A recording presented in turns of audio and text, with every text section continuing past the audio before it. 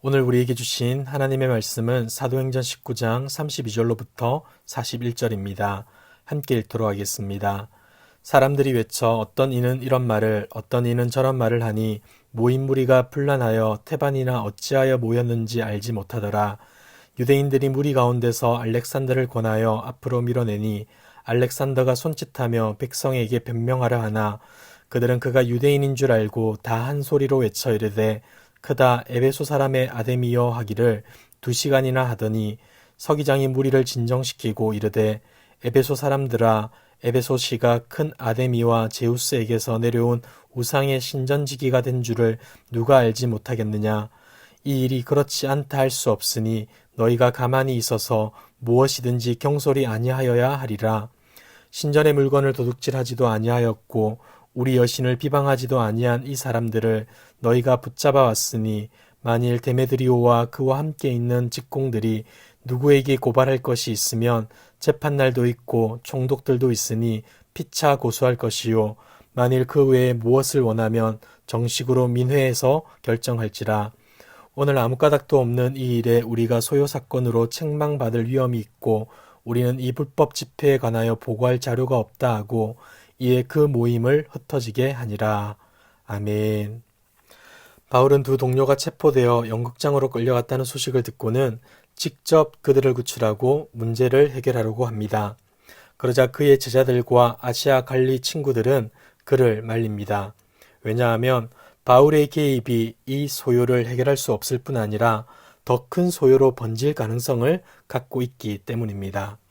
지금 연극장에 몰려든 사람들의 모습을 한번 보십시오. 32절을 보시면 사람들이 외쳐 어떤 이는 이런 말을 어떤 이는 저런 말을 하니 모인 무리가 분란하여 태반이나 어찌하여 모였는지 알지 못하더라. 몰려든 에베소 시민들은 몹시 흥분한 상태로 고함을 지르고 있습니다. 조금 이상한 점이 있다면 서로 다른 말을 하고 있다는 것이죠. 또 많은 이들은 이곳에 모인 정확한 이유도 모르고 있습니다. 이것은 아마도 시민들이 데메드리오와 동료 은장색들의 탐욕적인 선동에 이용된 것으로 보여집니다.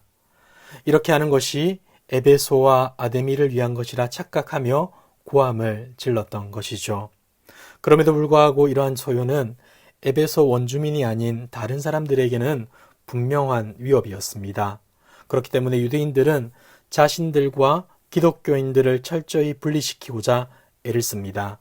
33절을 보시면 유대인들이 무리 가운데서 알렉산더를 권하여 앞으로 밀어내니 알렉산더가 손짓하며 백성에게 변명하려 하나. 유대인들은 알렉산더라는 대표를 내세워 자신들은 기독교인들처럼 아데미 신상의 위엄과 영광에 해가 되는 일을 절대 하지 않았음을 밝히려고 합니다. 그런데 그들의 바람과는 달리 이러한 시도는 에베소 시민들을 더욱 격분하게 만듭니다. 34절을 보시면 그들은 그가 유대인인 줄 알고 다 한 소리로 외쳐 이르되 크다 에베소 사람의 아데미여 하기를 2시간이나 하더니. 시민들은 그전까지는 연극장에 모이긴 했어도 서로 제각기 다르게 외쳤습니다. 그리고 많은 이들은 사건의 내막조차 알지 못했습니다. 하지만 발언을 요구하는 유대인의 등장에 에베소 사람들은 분노했고 이렇게 외쳤던 겁니다. 크다 에베소 사람의 아데미여. 그들은 무려 2시간 동안이나 이 구호를 외쳤는데 이제 이 소요가 어떤 방향으로 진행되고 해결될지 예측할 수 없는 심각한 지경에 이른 것입니다. 답이 없어 보이는 이러한 상황 가운데 한 사람이 등장합니다. 바로 에베소의 서기장이죠. 당시 서기장은 중요한 행정관으로 법령을 위반하고 도시의 기금을 관리, 특별히 집회관장을 책임지며 총독과 직접 대면하여 논의할 수 있는 직책의 사람이었습니다. 심지어 서기장은 자신이 직책을 맡고 있는 동안에는 에베소에서 발행되는 동전에 그의 이름이 기록될 정도로 높은 위치에 있던 사람입니다. 그가 하는 가장 중요한 업무 중에 하나는 도시에서 일어나는 일을 총독이나 로마 당국에 보고하는 것이었는데 에베소에서 지금 일어나고 있는 불법 집회, 또 무질서한 폭동이 일어난 것은 그에게 매우 심각한 문제였습니다. 때문에 그는 시민들을 안정시키고자 그리고 문제를 해결하고자 연극장으로 달려갔던 것이죠. 본문 35절에서 40절을 보시면 서기장이 연극장에서 무리들을 설득하는 내용이 나옵니다.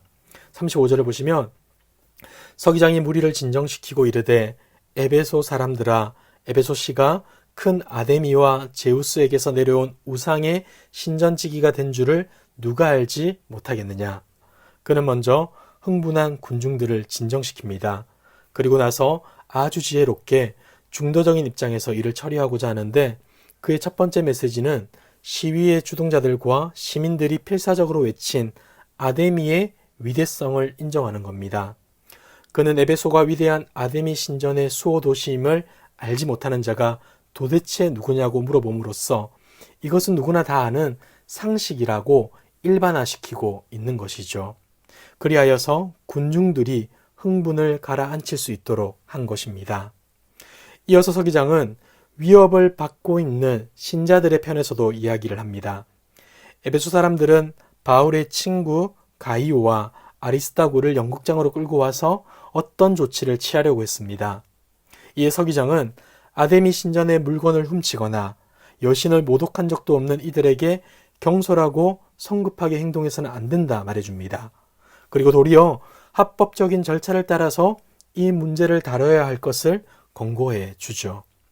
사실 그는 문제의 심각성이 연극장에 끌려온 신자들에게 있는 것이 아니라 합법적인 제도와 절차를 무시하고 불법 집회를 주도한 사람들에게 있음을 우회적으로 지적하고 있는 것입니다. 그리고 만일 이 집회가 해산되지 않으면 에베소를 다스리는 자신과 같은 관리들이 로마 황제의 심한 질책을 받을 위험이 있음 또한 언급합니다. 서기장의 이 같은 지혜로운 연설은 연극장에 모였던 수많은 사람들의 마음을 진정시켰고 데메드리오와 은장색들이 소요를 계속해야 할 동력을 잃게 만들었습니다. 그에 반해서 바울과 신자들은 서기장의 지혜로운 일 처리로 인하여서 큰 어려움을 피할 수 있었을 뿐 아니라 에베소에서 복음을 전할 수 있는 합법성 또한 취하게 된 것이죠. 사랑하는 성도 여러분, 오늘의 말씀을 보면서 우리는 무엇을 깨닫게 됩니까? 두 가지를 생각해 보았으면 좋겠습니다. 먼저는 세상은 헛된 것을 쫓지만 우리는 주님을 쫓아야 한다는 겁니다. 데메드리오와 은장색들은 자신들의 돈벌이에 문제가 생길 것 같자 시민들을 선동합니다. 그리고 동료된 시민들은 무슨 일인지도 알지 못한 채 흥분하며 고함을 지릅니다. 지금껏 자신들이 붙잡고 믿었던 것들에 대한 막연한 동경과 맹신이 빚어낸 결과입니다. 무엇을 믿어야 하고 어떻게 믿어야 하는지 모른 채 다른 사람들이 그렇게 하니까 따라 모였고 같이 고함을 질렀던 것입니다. 그런데 여러분, 이러한 모습은 우리가 사는 현 시대에도 너무나 많이 있지 않습니까? 삶의 의미와 목적도 제대로 모른 채 돈과 재물, 학력과 지위, 감투 등이 마치 전부인 것처럼 여기며 사는 자들이 얼마나 많이 있습니까? 이런 것들을 취할 수 있다면 절차와 과정쯤은 사뿐히 무시하는 것이 지금의 시대 아니겠습니까? 사랑하는 성도 여러분, 이러한 시대 가운데 우리가 쫓아야 하는 것은 바로 예수 그리스도입니다. 비록 불의하고 죄악이 가득한 세상이지만 세상을 이기신 주님의 말씀을 따라 순종하며 그리하여 이 땅에 썩어질 것에 마음을 빼앗기는 인생이 아니라 주님이 우리에게 약속하신 천국을 소망하며 이 땅에서의 삶을 복되고 가치 있게 살아가는 것, 그것이 바로 우리가 쫓아야 되는 삶인 것입니다. 두 번째는 하나님은 놀랍게 역사하신다는 사실입니다. 바울의 복음 사역으로 시작된 큰 소요는 바울도 그리고 유명한 유대인 알렉산더도 해결할 수 없었습니다. 이로 인해 잡혀간 두 동료의 신병과 에베소 지역에서의 사역도 장담할 수 없게 되었던 것이죠. 그런데 놀랍게도 이 도시의 서기장으로 인해 이 모든 문제는 해결됩니다. 그는 사도도 아니었고 그리스도인도 아니었습니다. 그는 단지 맡겨진 일에 충실했던 자였을 뿐인데 그를 통해 꽉 막혔던 소요의 문제가 해결되었고 사역을 할 수 있는 합법성도 얻게 되었던 것입니다. 사랑하는 성도 여러분, 하나님은 분명 택한 백성들을 통해 놀라운 일을 이루어 가십니다. 하지만 그들을 통해서만 일하시는 분은 결코 아닙니다. 전지전능하신 하나님은 우리의 눈과 생각이 닿지 않는 곳에서도 놀랍게 일하시며 우리를 가장 선한 길로 인도해 주십니다.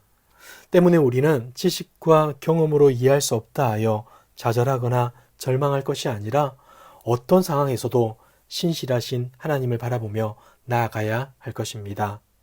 내가 해야 한다가 아니라 여전히 일하시는 하나님을 믿음으로 맡겨진 자리에서 충성하는 것, 이것이야말로 유한한 인생이 전능하신 하나님을 의지하는 삶인 것입니다. 사랑하는 성도 여러분, 하나님은 지금도 우리를 위해 일하심을 믿으시길 바랍니다. 이 신앙으로 인해 우리의 모든 삶이 염려와 걱정이 아니라 감사와 찬양으로 하나님께 영광 돌리는 저와 여러분의 삶 되시길 주님의 이름으로 축복합니다. 기도하겠습니다. 온 우주 만물을 다스리시고 주관하시는 살아계신 하나님 아버지, 불의한 세상 가운데서도 우리를 지켜주시고 맡겨주신 사명을 따라 살아가게 하심에 감사드립니다. 그럼에도 불구하고 여러 문제와 어려움에 직면하는 우리를 보게 됩니다. 우리의 힘과 능력이 아니라 여전히 일하시는 주님을 바라보게 하시며 주님을 통해 직면한 문제들을 넉넉히 이겨낼 수 있도록 인도하여 주옵소서. 함께 하시는 주님을 통하여서 우리의 삶이 감사와 평강으로 넘쳐날 수 있도록 도와 주시옵소서. 이 모든 말씀 예수님의 이름으로 기도드리옵나이다. 아멘.